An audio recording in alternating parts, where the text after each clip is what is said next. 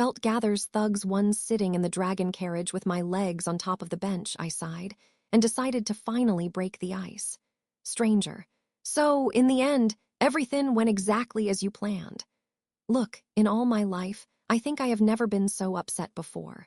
They put me in a disgusting and uncomfortable dress and threw me into a meeting that had nothing to do with me all of a sudden, without bothering to explain anything at all. Still, the redhead in front of me had a few words of choice. Reinhard, Lady felt, even if you are not in public, you should strive to keep up a dignified front.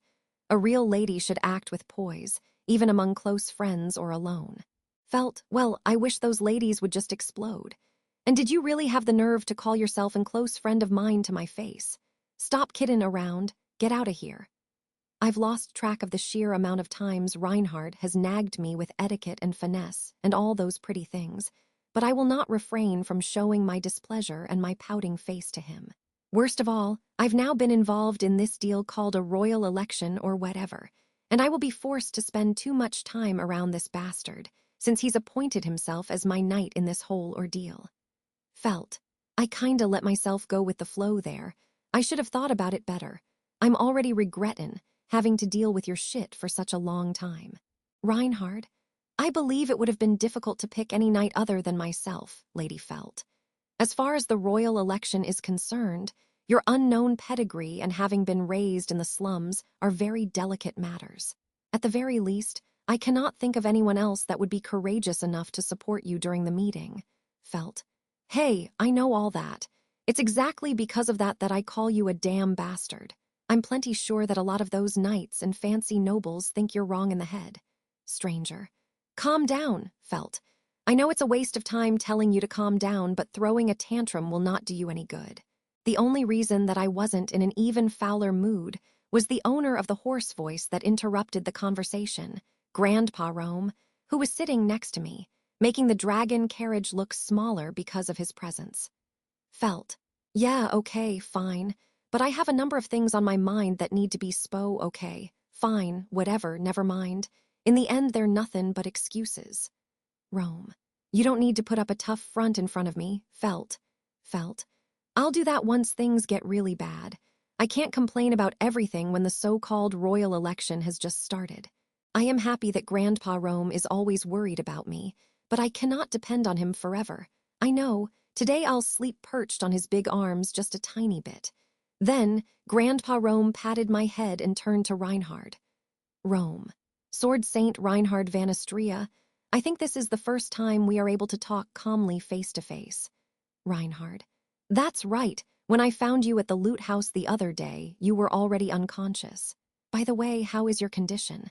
When word arrived that you had escaped the guard post, I got worried. Rome.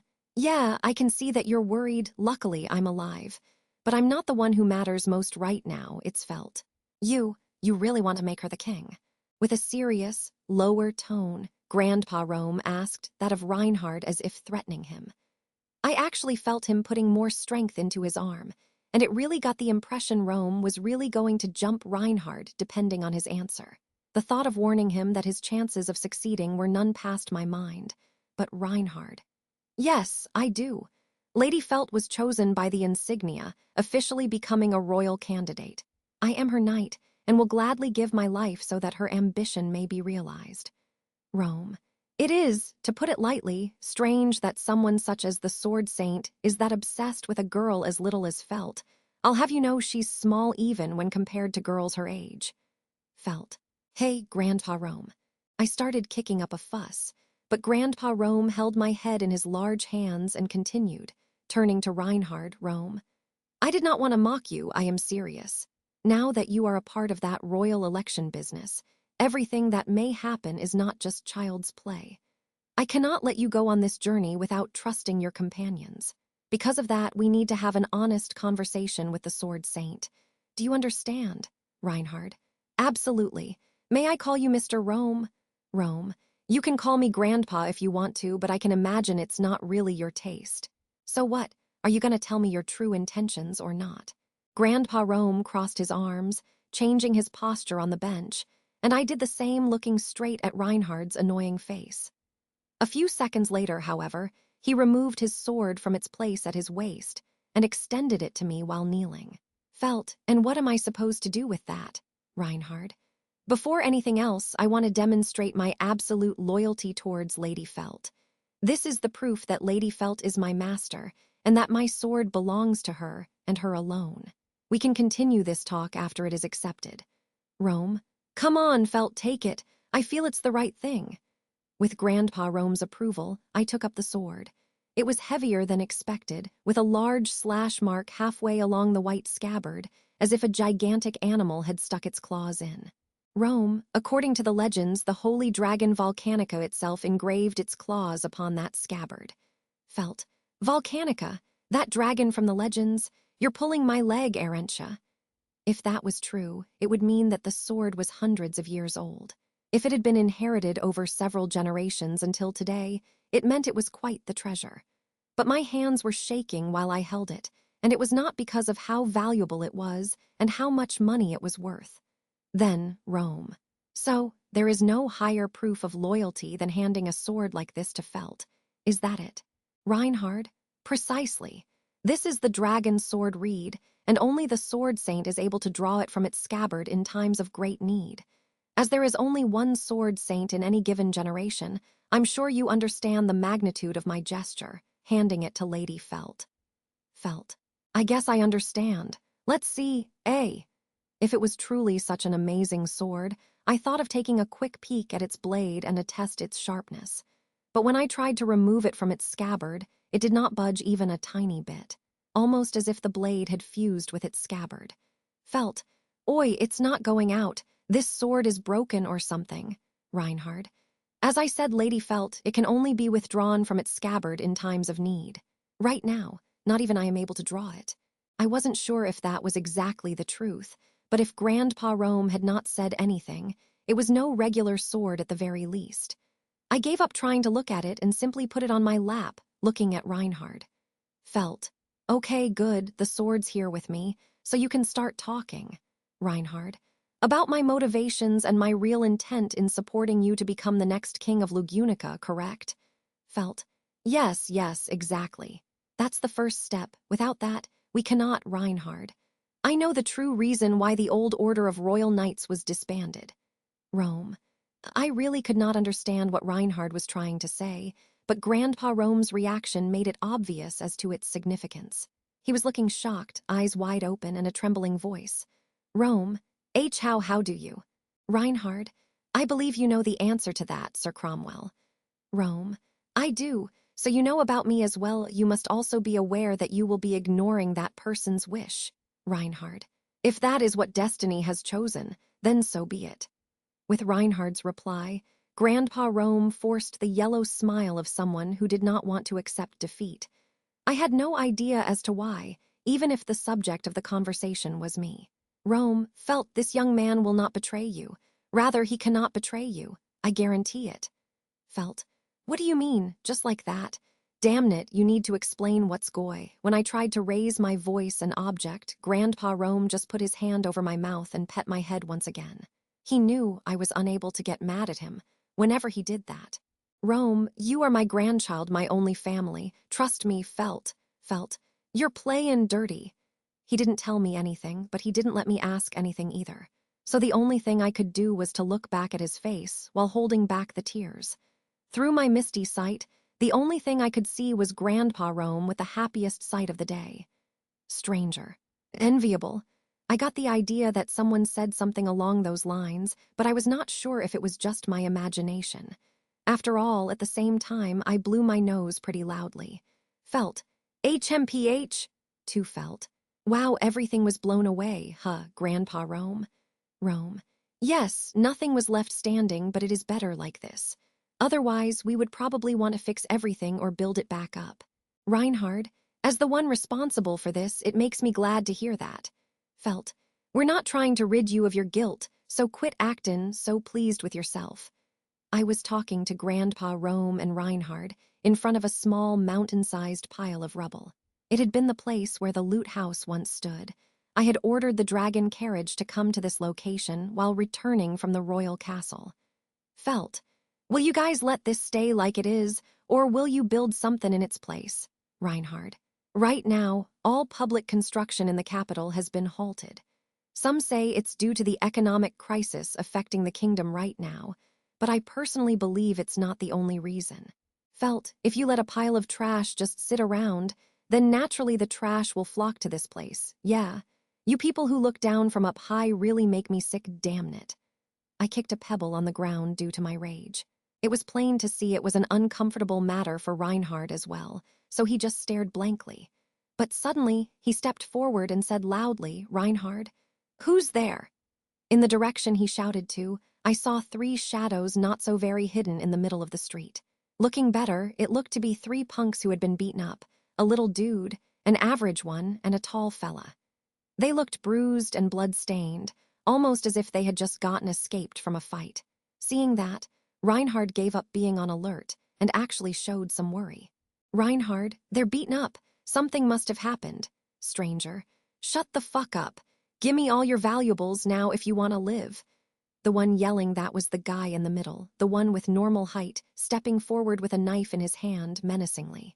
Stranger, calm down, Ratchins. Now is not the time. Ratchins. You fucking idiot, now is the only time. We fucked up using Russell's name, they're gonna kill us 3. We need money to escape from here. That guy looked desperate, and really wasn't looking like he was open to debate with his companions either. He again turned to us, pointing his knife and getting closer and closer. Honestly, I think I could have done something about it, but Reinhard. That's enough. Reinhard was faster than I was and socked the punk. As he had cut through cloth using nothing but his hand in the past, I actually thought he was about to behead the guy right there, but luckily, he only fainted. Stranger. What? Seeing that their friend had been knocked out in a blink of the eyes, they were stunned. The knife the average height guy held went spinning into the air, being grabbed by Reinhard as if it was nothing. And only then did the punks realize just who they were dealing with. Stranger. Red hair and sky-blue eyes, Sword Saint Reinhard van Astria. Stranger. Are you kidding me? Why must a guy like this show up right at this time? Reinhard. If you know who I am, then this becomes easier for all of us. Your friend is just unconscious. His life is not threatened in any fashion. I promise not to do anything more if you leave this place right now. What do you say? Those poor sods were shaking in their boots in fear. The way Reinhard spoke, it seemed like he was giving them the option to tuck their tails between their legs and run. But in reality, it was nothing but a veiled threat. The real problem is that the sucker honestly thought he was being the good guy, and that annoyed me to no end. Wanna know why? That's exactly what the rich like to do to the poor, what the kingdom does to the common rabble. Felt. Wait a second there, Reinhard. Before even thinking about it, I stuck my nose in between them. Reinhard was a little surprised, but I stepped over the guy laying on the ground unconscious and turned to the other 2. Felt. That fella there on the ground, he said you guys need to run away. What the hell did you do? Stranger. When faced with that question, they looked defeated, as if they had reached rock bottom. That is the reality of those who live in the bottom rung. That's what the kingdom does to these people. Felt. Take a good look, Reinhard. You see what the slums are really like. You tried to be the good guy and let them leave unharmed, but that's not going to do any good. Here, our lives are worth less than a grain of rice. I'm betting on them becoming dog food by tomorrow. Reinhard, I feel the same, Lady Felt. What do you propose we should do then? Felt. It's what I said in the castle. I hate this kingdom. I want to burn it all down. And when I say all, I mean both the ones on top, I said, pointing at the oppressing castle in the distance, Felt. And the ones here below, I said, pointing at the rubble of the loot house. Finally, I pointed at the 3 idiots next to me and said, Felt, come with me, you 3. Let's turn that shit you call your life upside down. Reinhard. Lady Felt. Oh man, Reinhard even squeaked a little bit there, how delightful, I couldn't help but think. But he was not the only one surprised. Obviously, the punks were also shocked. Well, if they did not understand it, I have no choice but to make it clear to them. Felt, I will destroy this kingdom. I will build a new, improved one in its place. And how will I do that if I am not able to change the lives of 3 scoundrels living in the slums? No one was saying anything. But I did not regret what I did, calling over those three to join me, and I was not gonna change my mind. After all, I could trust in the backing of my only family member. Rome. Young man, I suggest you just accept it.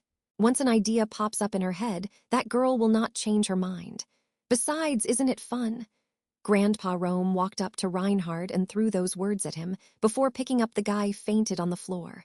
Reinhard. Fun. Rome, she's a slum dog, the incarnation of the kingdom's greatest shame. The first companions she picks are a trio of half-baked thieves. If that's not fun to you, I don't know what is, Sword Saint. Felt. Not that it's a lie or anything, Grandpa Rome, but there are nicer ways to say that, you know. With my hands crossed behind my head, I laughed at his words. Then he turned to the punks and continued. Rome, come with us, you three. Even if you just want to hide from Russell, if he's truly after you. Meanwhile, get to know Felt and decide by yourselves what you want to do with your life. After he was done talking, Grandpa Rome walked away from the slums, where the dragon carriage had been left. Stranger. Oi, wait, I don't understand anything you're talking about. Stranger, me neither, but we can't just leave Ratchins alone. I'm going with them. The big one was doubting the whole thing, but when the little one ran after Grandpa Rome, he made up his mind and followed. For some reason, seeing those two really made my heart jump a little bit. Then I turned to Reinhard. Felt, what about you? Are you gonna just stand there or what? Then he just closed his eyes and turned towards me, standing there until I decided to go towards the dragon carriage as well, thinking how to explain the presence of these rascals to the grandpa and grandma waiting for us. Reinhard, Lady Felt, I'm not mistaken, you truly should become, so I... Unfortunately, I was already a bit too far away to hear Reinhard's whisper, so I was not able to pick up on what he said.